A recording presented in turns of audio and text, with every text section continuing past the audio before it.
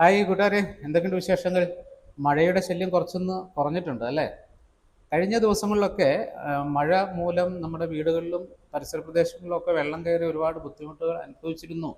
എങ്കിലും ഈ ബുദ്ധിമുട്ടുകൾക്കിടയിലും എൻ്റെ പ്രിയപ്പെട്ട വിദ്യാർത്ഥികളായ കൂട്ടുകാർ ഒരുപക്ഷെ ഏറ്റവും കൂടുതൽ ഇഷ്ടപ്പെട്ട ഒരു വ്യക്തിയെ അല്ലെങ്കിൽ സന്തോഷിച്ച ഒരു സംഭവം അത് മറ്റൊന്നും ആയിരുന്നില്ല. ആ വ്യക്തി നിങ്ങളുടെ ജില്ലാ കളക്ടറും ആ സംഭവം കളക്ടർ തന്ന സ്കൂളിൻ്റെ അവധിയുമായിരുന്നു. സത്യമല്ലേ ഇത്? അപ്പോൾ ഒരുപക്ഷെ വിദ്യാർത്ഥികൾ ഏറ്റവും കൂടുതൽ സോഷ്യൽ മീഡിയയിൽ ഈ ദിവസങ്ങളിൽ സെർച്ച് ചെയ്ത ഒരു പോസ്റ്റ് എന്ന് പറയുന്നത് ഡിസ്ട്രിക്ട് കളക്ടറുടെ പോസ്റ്റായിരുന്നു. കളക്ടറോട് പെട്ടെന്ന് ഈ പ്രേമം സ്നേഹം മൂക്കാനുള്ള കാരണം എന്തായിരുന്നു? നാളെ അവധിയുണ്ടോ, ഇന്ന് അവധിയുണ്ടോ എന്ന് അന്വേഷിക്കാനുള്ള ഒരു ത്വര, അത് കിട്ടുമ്പോൾ ഒരു സന്തോഷം.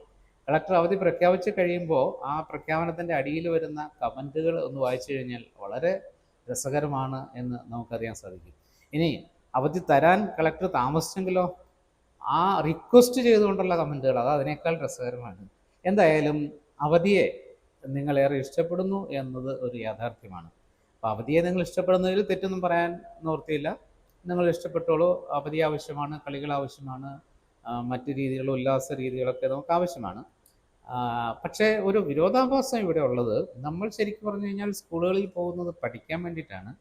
പഠിക്കാൻ കിട്ടുന്ന അവസരം ഇല്ലാതാകുന്ന അവധിയെ നമ്മൾ സ്നേഹിക്കുന്നെങ്കിൽ അതിൻ്റെ പിന്നിലെ പ്രശ്നം എന്താണ് എന്ന് നമുക്കൊന്ന് ചിന്തിച്ച് നോക്കേണ്ടത് ആവശ്യമല്ലേ?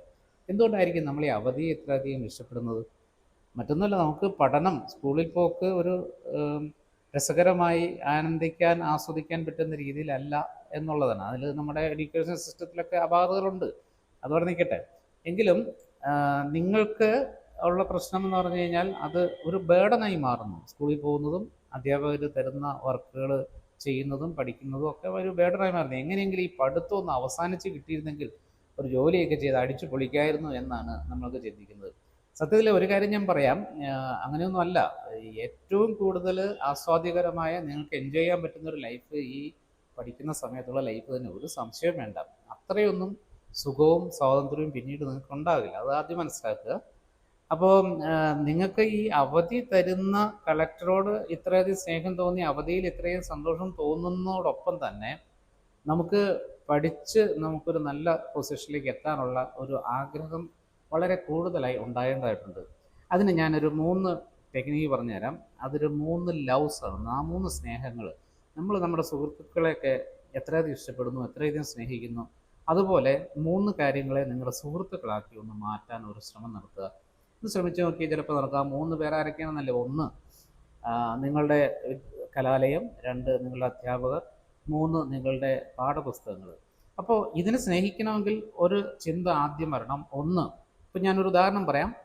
നിങ്ങൾ ഇപ്പോൾ ഈ അവധി തരുന്ന കളക്ടറെ നിങ്ങൾ അധികം സ്നേഹിക്കുന്നു, ഇഷ്ടപ്പെടുന്നു. നിങ്ങൾ നാളെ അവധി കൊടുക്കുന്ന ഒരു കളക്ടറെ നിങ്ങൾ മാറുന്നതായിട്ടൊന്ന് ചിന്തിച്ച് നോക്കി, ഒന്ന് സങ്കല്പിച്ച് നോക്കി.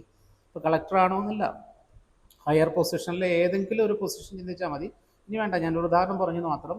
നാളെ ഞാൻ കളക്ടറായി ആ കളക്ടറുടെ ചേംബറിൽ ഓഫീസിൽ ഇരുന്നു കൊണ്ട് ഈ വിദ്യാർത്ഥികൾക്ക് അവധിയൊക്കെ കൊടുക്കുകയും, അവധി കൊടുക്കുന്നത് ഞങ്ങൾക്ക് തമാശയായിട്ട് പറഞ്ഞതേ ഉള്ളൂ, നമ്മുടെ ഉത്തരവാദിത്തങ്ങൾ ഭംഗിയായി നിർവഹിക്കുന്നതിലൂടെ സമൂഹത്തിൻ്റെ ആദരവും അംഗീകാരവും സ്നേഹവും ഇഷ്ടവും ബഹുമാനവും ഒക്കെ വാങ്ങുന്ന ഒരു പൊസിഷനിലേക്ക് എത്തുന്നതായിട്ട് നിങ്ങളൊന്ന് ചിന്തിക്കുക. നിങ്ങൾ ആ പൊസിഷനിൽ ആയതായിട്ട് നിങ്ങളൊന്ന് സ്വപ്നം കാണുക. എന്നിട്ട് അവിടെ ഇരുന്നുകൊണ്ട് നിങ്ങൾ ചെയ്യുന്ന ഒരുപാട് നല്ല കാര്യങ്ങളെക്കുറിച്ച് ഇങ്ങനെ സ്വപ്നം കണ്ടുകൊണ്ടിരിക്കുക. എന്നിട്ട് ചിന്തിക്കുക, ആ സ്വപ്നത്തിലേക്ക് എത്താനുള്ള മാർഗമാണ് നമ്മുടെ പഠന കാലഘട്ടം. ആ പഠന കാലഘട്ടത്തിൽ നമുക്ക് 3 ഘടകങ്ങൾ പ്രധാനമായിട്ടുണ്ട്.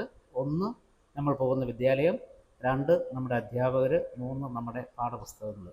നമ്മൾ സുഹൃത്തുക്കളെ ആത്മാർത്ഥമായി ഇഷ്ടപ്പെടുകയും സ്നേഹിക്കുകയും ചെയ്യുന്ന പോലെ തന്നെ മനഃപൂർവ്വം ഈ 3 കാര്യങ്ങളെയും, അധ്യാപകരെയും കലാലയത്തെയും പാഠപുസ്തകങ്ങളെയും ഒന്ന് ഇഷ്ടപ്പെടാൻ ശ്രമിച്ചു നോക്കി, ഒന്ന് സ്നേഹിക്കാൻ തുടങ്ങിക്കുക.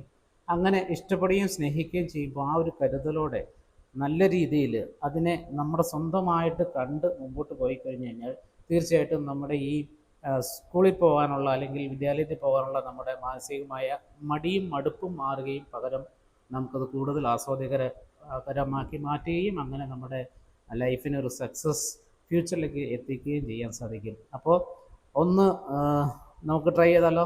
ആരെയാണ് ആദ്യം വേണ്ടത്? ഒന്ന് സ്വപ്നം കാണുക, നമ്മളൊരു ഹയർ പൊസിഷനിൽ ഇരിക്കുന്നതായിട്ട് സ്വപ്നം കാണുക. ആ പൊസിഷനിലേക്ക് എത്താനുള്ള ഈ ഘടകങ്ങളെ നമ്മുടെ സ്ഥാപനം, നമ്മുടെ അധ്യാപകർ, നമ്മുടെ പഠന സാമഗ്രികൾ അവരെ ഇഷ്ടപ്പെടാനും സ്നേഹിക്കാനും തുടങ്ങുക. നമുക്ക് വിജയം സുനിശ്ചിതമാവും. നമുക്കൊന്ന് നോക്കിയാലോ? Let's try and start now. Okay, thank you.